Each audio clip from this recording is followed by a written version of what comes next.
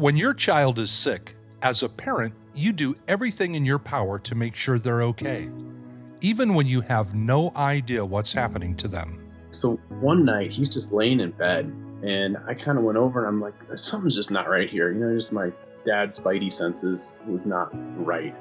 And so I remember pushing on the front of his shin, and you could just see that divot. You could tell that there was major swelling in his legs, and I'm like, what do we do here? How do you handle the treacherous period between fight and survival? And next thing you know, we went up into ICU, and that was the hardest part, man. You seeing your kid unconscious, and there was so much stuff attached to him. Every 6 minutes, somebody in America dies of a blood clot. Isn't it time people started to pay attention? We're here to change that statistic. Welcome to Taking a Breath, a Stop the Clot podcast. An award-winning podcast dedicated to bringing awareness of the dangers of blood clots from the clotting disorders community to the world. With the help of many notable blood clot survivors, we are here to give you the knowledge and the skills you need to prevent this silent killer. My name is Leslie Lake.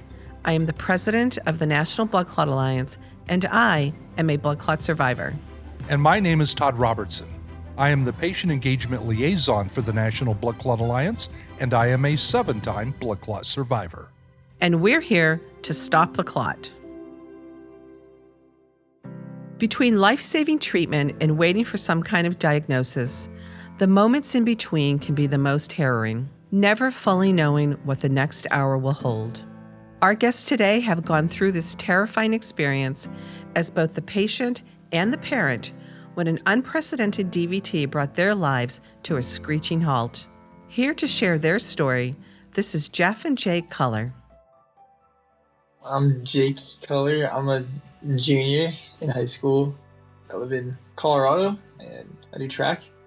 And I'm Jeff Culler. I'm Jake's father, and I live here in Colorado. We love the outdoors and try to do stuff like that. Do a lot of fun stuff with my wife, Amy, his sister, Madeline. His brother, Logan, lives in Pittsburgh, Pennsylvania. But we have a great family with 2 dogs, a wonderful Chihuahua and a lovely pit bull. And we keep ourselves busy with a lot of sports stuff. Since Jake's a junior right now, we're kind of finishing up the junior year and looking forward to senior year. So I was in 8th grade. I was a pretty good student. We decided that I wanted to do lacrosse and track at the same time. So I would do track 3:30 to 5 and then go to lacrosse practice at 5:30. Did that for a while. It was definitely harder, especially because a lot more work and endurance, I guess. But after one of the last months in May, I just started coming back from a dentist appointment. I just got this sharp pain in my right hip, and then I couldn't run in track practice, and then led up to lacrosse practice, and I couldn't run it at all as well. So when you're doing that much physical activity, kids just sometimes forget to hydrate too. And one of the things we think back on is, what are some of these things? And they use the term a lot of times in this situation, a perfect storm. When you're just going and going and going all day, these kids do, they're maybe hitting a water fountain here and there. Then he would go right into track and run. And then I'd pick him up, and then we went right to lacrosse and spent just hours doing both things. So that's one piece of this that I think is important to point out as well. So to start off, I had a dentist appointment. I was going into science class, and all of a sudden, walking up the stairs to my science class, I just felt this sharp pain in my right hip. I was kind of confused. I was kind of worried because I think I had a track meet the next day. So I was thinking this might ruin my performance a little bit. But I just went to practice and I did some warm-up drills, and I just figured out that I don't think I could have ran the rest of the practice. So I just sat out, said I'd just take a break for this day, try to recover a little bit maybe. For lacrosse, I'm pretty serious. I was one of the best teams in Colorado. So I decided I'd try to push through for lacrosse. And my coach told me to do 1 lap. I couldn't even do the warm-up lap. The coach was really pushing hard that day. And, that's what they do. But I remember being like, all right, well, one of the weird things was that a kid previously in the week had a hip flexor issue. And Jake was complaining about his hip. So, we're kind of like, well, what's a hip flexor? Maybe this is the same thing this other kid's got going.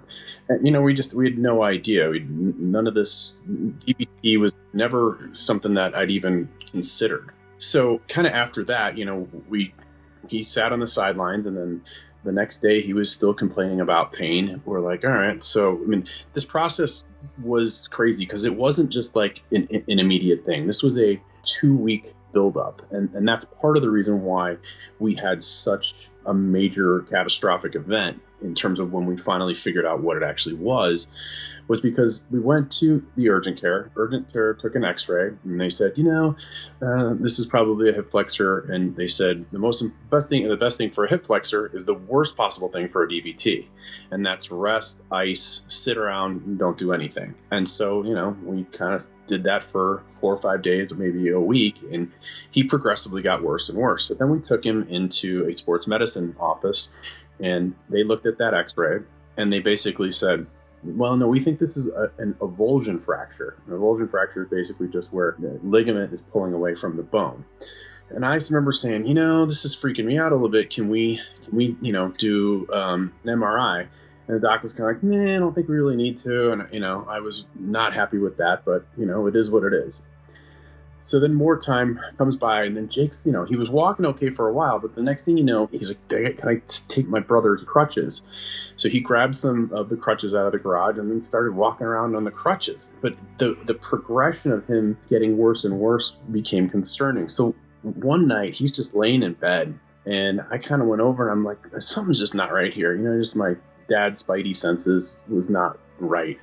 And so I remember pushing on the front of his shin, and you could just see that divot. You could tell that there was major swelling in his legs. And I'm like, what do we do here? So I called the doc, and I said, the sports med doc, I'm like, I really want this MRI. Can we just get it? I had to push him a little bit. He said, yeah, sure, go get the MRI. So we went the next day and got this MRI. And I'll never forget, we got it at like 4:30, and we were walking out at maybe 4:45 or 4:55-ish, and that doc called me to him right away. He said, there's something vascular going on here. And I'm like, oh, do I go to the emergency department right now? And do we go get some aspirin on board? What do we do here? And he was like, and I'm like, And so we immediately drove straight to Medical Center of the Rockies in Loveland, where that was a whole another thing. The MCR was overrun. It's got a lot going on there. And we finally saw a PA after about, an hour. PA was like, oh, let's get in. I'm freaking out, because I'm like, I know this isn't right when I hear that. And after an hour, we finally got an ultrasound. I just remember, these ultrasound techs can only tell you so much. This ultrasound tech doing the thing and just looking up at me going like, this is not good. And I'm going, is this a DVT? Is this, because I've actually myself, I've had a DVT from a different situation. It was a traumatic DVT, but I'm like, what is going on? And we're waiting. And then they come back and they're like, he's got a DVT and he needs to get down to children's. And we're waiting. It was like, we waited. I actually ended up calling a buddy of mine who's a physician, and he came to the emergency department and just started making things happen. So part of me telling you this is that you utilize your resources that you have. And this kind of leads into why Stop the Clot's been such a great thing for us. Because it's like, I searched. And thank goodness for Leslie, she was able to help us out further down the road. As soon as the doc said, look, we need to get you into an ultrasound, I was almost certain I knew what it was. The difference was that I had a little tiny DVT. And it was it seriously probably was one of the most painful things I've ever dealt with. This kid had 4 feet of blood clot removed from him. Yeah, obviously, I feel like I was kind of groggy that night. Like, I feel like I don't remember. I remember most of it, but I feel like some of it I was just kind of zoned out.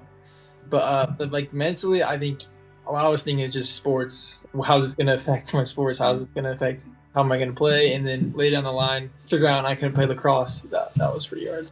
That night was just insane because I'll never forget. They go, well, he needs to get to children's. Do you want to take him or do you want him to have a transport? I'm like, I'm taking him. I'll get him down there quicker than you guys will. But I'll never forget. This is just kind of a little one-off. But I've lived in Colorado 30 years.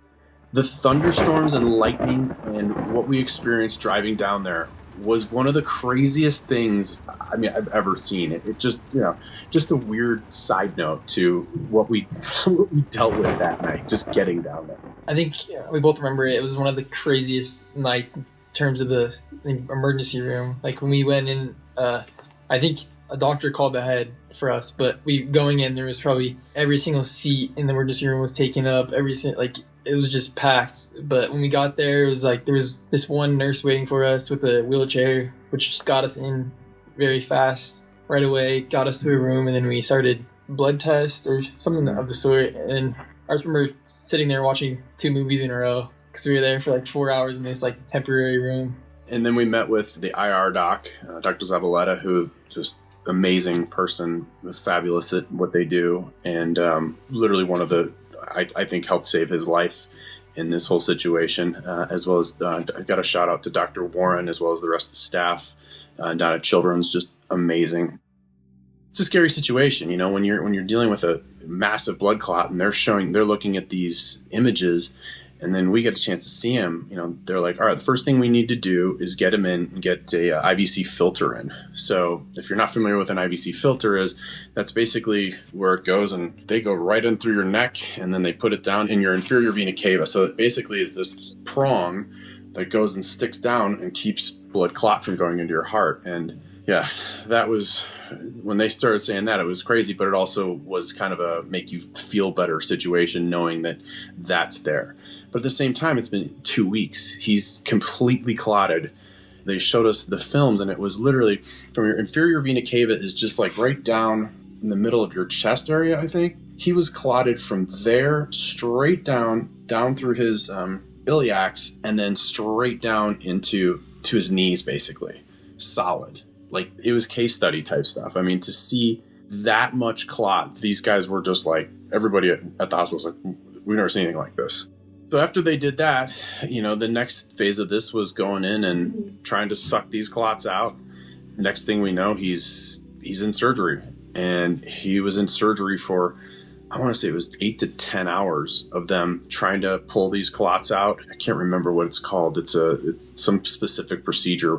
Thrombectomy. It's a 2-part thing. So they do a thrombectomy where, again, going in through the neck and then beneath his knee, and then going and just trying to suck all this out. So they sucked it all out, and one of the longest 8 or 9 hours I've ever had. They finally pulled us in and said, he's doing great. We've got all the clot out, and the next piece of this is we're going to just thrombolysis. Thrombolysis is where they put in the dissolving TPA type of a med that is supposed to burn out the clot or whatever. And next thing you know, we went up into ICU, and that was the hardest part, man. You seeing your kid, unconscious and with just, there's so much stuff attached to him, and that's a tough thing to see, But I knew he was a tough kid. We're like, okay, we made it through this. I think we're good. Everything looks great. They're telling us we look good. Then they're showing us pictures of these clots that literally were four of them, like a foot long, and they're basically telling us this is like, you don't see this. And so we were thankful, and we were so happy with these docs and whatnot. Unfortunately, the next morning, we all wake up, we're feeling great. We think, okay, we just got a little bit going on. Everything recurred. All the clots came back after 8 hours in surgery, after thrombectomy, after thrombolysis, all of these things that were supposed to have fixed it. But Jake had some weird inflammatory situation going on, and they basically just could not get the blood thinners right, is what it sounded like to us. So anyway, we kind of stuck around, let him kind of clear up. He was, still getting blood to his legs. They were starting to get some of the other vessels going around. Collaterals were still pumping some blood down there.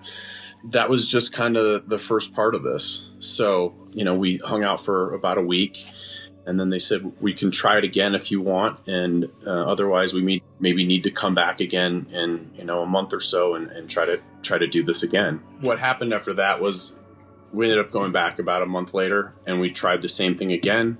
And unfortunately, it didn't work a second time. So now we'd spent a total of 3 or 4 weeks in the hospital, in and out. And that's actually when we reached out to stop the clot, and I talked to Leslie, and Leslie kind of helped us come up with some other ideas. And then she connected us with another physician at University of Colorado. And between that doc and the other docs there, they came up with another plan, and we ended up saying, all right, well, we're going to give this a shot. And one of the crazy things was Jake was on Lovenox, BID, sub-Q injections twice a day. And that's brutal. And he did not want it in his tummy. So he was getting them in the back of his arm every day. And I think that we did that for almost a year. But Lovenox is an amazing medication. But anyways, with that said, we finally decided to give this another shot. We're going to do some more thrombectomy, some more thrombolysis. And then they also put in 2 stents, a thing called a kissing stent that basically starts kind of near the top of the 2 iliacs and then goes down and basically opens up the iliac vein. And it opened him wide up. These 2 physicians just did an amazing job at Children's. And, slowly but surely he's gotten there. And I don't know, but we spent over 30 days at Children's Hospital just getting all of this set over about 8-month, a year time frame, trying to get him to a place where he'd be able to do all the things he likes to do. I think it's been cool to educate people. I'm in student council, and I remember 2 kids coming up to me asking me about their grandparents, which had stuff for DVTs, and they're asking what they can do to help, what they could use. I could tell them compression socks and what brands to use, which, it's been pretty cool to just help people, I guess. Yeah. What's been one of the most recent things we've done is things with Children's Hospital. We've done some interviews there. They've posted things on Facebook and Instagram, LinkedIn, and then we just recently did a newspaper article for our local newspaper. Anything of type of awareness. We're so happy to do this. We'll do other stuff as well, but education on Stop the Clot, as well as people learning about factor V Leiden and the importance of understanding how that can or may or may not impact your life. My wife is factor V Leiden positive, and she's never had a single issue. So people understanding that these are definite risks that you need to be aware of that can kill you. The fact that he didn't throw a clot into his lungs or his heart is absolutely, it's incredible. Knowing your risk factors is not just important, it's imperative.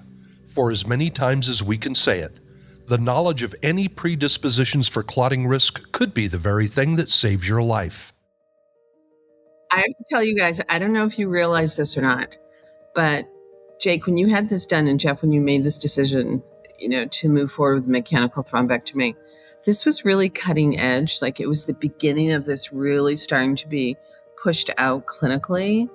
And there weren't even any guidelines at that point to say this is what you should be doing or shouldn't be doing. Jake, you were a high-risk patient, and you and your dad and your mom made a decision to do something that was really aggressive. And I commend you guys for that, because not everybody would do it. People would have played it safe. I think that says something about all of you. And also just I want to convey to people who might be listening the importance of really pushing the needle, because this is a space that is continuing to evolve. And just recently, the American Heart Association came out and recommended thrombectomy, mechanical thrombectomy for intermediate high-risk PE patients. So a couple years after you already had it done, it's really incredible what you guys did. It was groundbreaking. Well, that physicians that we worked with were amazing. The hours that they spent in that OR, Dr. Zabaleta was great working with us. It's just... One thing I try to tell people is advocate for your kids. You have to advocate for them. And if you don't know what's going on and you don't know what they're talking about, it's important to try to find people like Leslie here. Leslie knows what she's talking about and was able to get me the resources that I needed and help me make the right decisions to do these things. And you answering that phone and those emails very quickly and getting me in touch, talking to people. I talked to people all over the country because of you. And it helped me and my wife make better educated decisions. You have to spend the time, you have to do the research. You have to listen to the physicians as well. You can't just be a Google doctor, as they say, but at the same time, it's your kid, it's your life, it's you, and you have to be the one to ultimately make that decision. Sometimes it's a tough decision to make, so I'm glad we did. It's a tough decision to make. It was the right decision to make. And seriously, I commend all of you for taking the risk to get this done, because not everybody would have done it in the same situation. So bravo for that. You're also a role model and really a beacon for others who may experience the same thing now, that they can point to you guys and go, hey, listen, Jake had this done. My child can also have this done. I also wanted to let you know that NBCA has introduced its first pediatric center of excellence. So Jake, you played a role in this also, because we were seeing more and more kids getting blood clots. It's actually on the increase. And so we started working with Johns Hopkins All Children. I think you spoke with Dr. Neil Goldenstein at one point in time, and they were actually our first center of excellence for pediatric VTE. It's a very big deal. We're hoping to roll this out across the country so that, again, people have access to these new treatment options that are available to them, because nobody should be dying from this. Nobody should be dying from this. And sadly, to share with you guys, one of the conversations that I had with you, one of those nights, and I was so personally invested in this, I was actually out to dinner with the Adkins family, and they lost their daughter, Emily, in Florida to a blood clot. She did not get access to this type of treatment. And every day I wonder if she would have survived if she had. And I was like, not this time. No, you were awesome. We leaned on each other a little bit. You were amazing. I appreciate you. And I can't tell you how much I appreciate Stop the Clot and Children's Hospital and University of Colorado. So just some shouts out there. Well, this is the way it's supposed to be, right? It's supposed to be multidisciplinary. It's supposed to be patient advocate. It's supposed to be the family, the patient, everybody rowing in the same direction together is how you get this done. So I'm going to stop there. I am so happy to be here tonight with you guys and having this conversation. And Jake, I am so thrilled that you are doing well. And if I can give you some advice, when you get a little bit older, you can tell women that you have a kissing stench and make a great story out of this or something. It'll be something that nobody else can talk about. So, so yes, I'm just so happy that you're here with us tonight and that you're doing well and that you shared your story with us today. Thank you. Thank you. Yeah. So much goes to this kid, though. I mean, just what he went through. And I mean, one other piece of this that I love to tell too is he was a cross-country runner. He's a lacrosse player. He played all these sports. And one of the coolest things, and this is about perseverance, was, that summer when he finally got back, he had an amazing lacrosse or cross-country coach. And after being told, you can't play lacrosse anymore, that was his sport, they said, you know what? Well, the cross-country coach said, well, we're going to get you running. So get your butt out here and we're going to start walking. And he started walking. And then he walked a little more. And then he walked a little bit more. And this is where I get choked up is, he started walking nice and slow. And then before you know it, he was jogging a mile. And then he was jogging 2 miles. And then he jogging 3 miles. And then they finally said, we're going to get you in your first cross-country meet.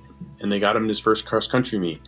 And this kid showed up and was last by a mile. I mean, 10 minutes last place. And he said, I'm not giving up. And pushed and pushed and pushed. By the next meet, he beat his time a little bit more.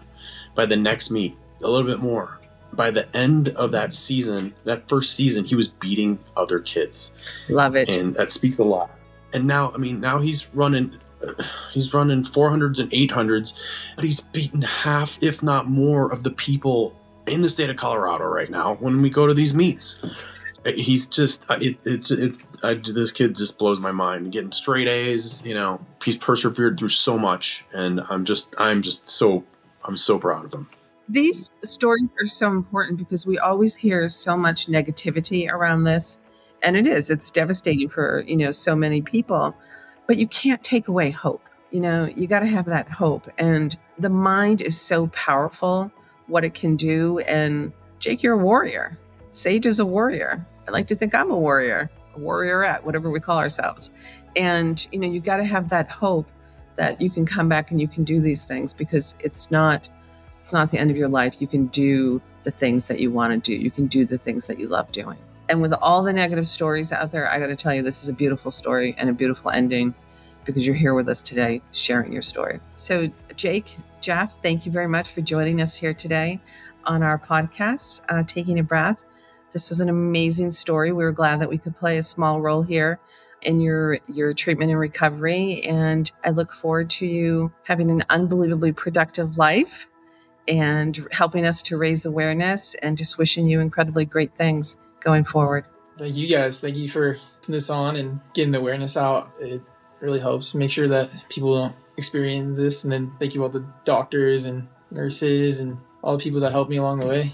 I wouldn't be here. So thank you. Yeah, thank you so much, Leslie, to you, to Stop the Clot, and the Children's Hospital, and again all the folks that helped us through this crazy time. But we're so thankful to have great support like you, Leslie, and the Stop the Clot organization. So if there's any time that we can help out and tell a story again, we're more than willing to. We love helping make awareness about this situation. We appreciate that. We won't be shy about asking, but Jake, you truly did stop the clot. So Yes, you, the big one.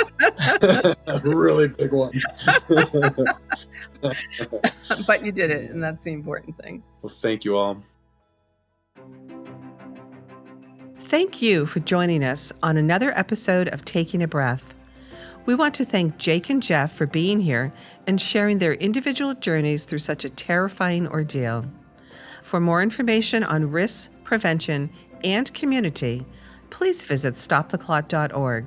And if you wish to aid in our efforts of blood clot awareness, please consider donating to our cause at stoptheclot.org/donate.